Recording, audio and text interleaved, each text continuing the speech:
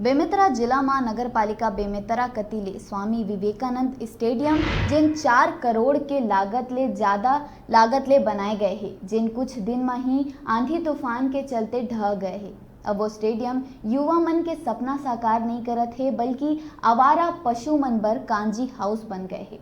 शहर में कांजी हाउस नहीं होए के कारण आवारा मवेशी मन के द्वारा किसान के फसल ला बर्बाद करे के समस्या आघुआत रहीस। किसान मवेशी ला पकड़ के नगरपालिका में छोड़ देवत रहे, जेकर बाद नगरपालिका बेमेतरा हा स्टेडियम में छोड़ देते, जेकर सेती आज खेल के मैदान के बजाय स्टेडियम मवेशी रखे के कांजी हाउस बन गए है। नगरपालिका में लाखों रुपया खर्च करके बनाए कांजी हाउस हा जर्जर होवत है और अपन गलती ला छुपाए बर खेल के मैदान ला बर्बाद करे जाते।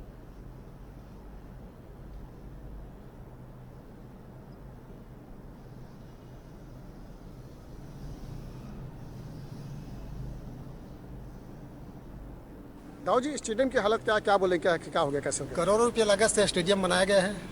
वहाँ कांदी हाउस बना दिया गया है। 30-40 गायक लाख घुसा दिया गया है।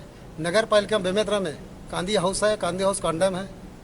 ये पूरा लापरवाही प्रशासन की। स्टेडियम सब बच्चों खेलने के लिए बनाया गया, वहाँ गैया लाख घुसा दिया गया है।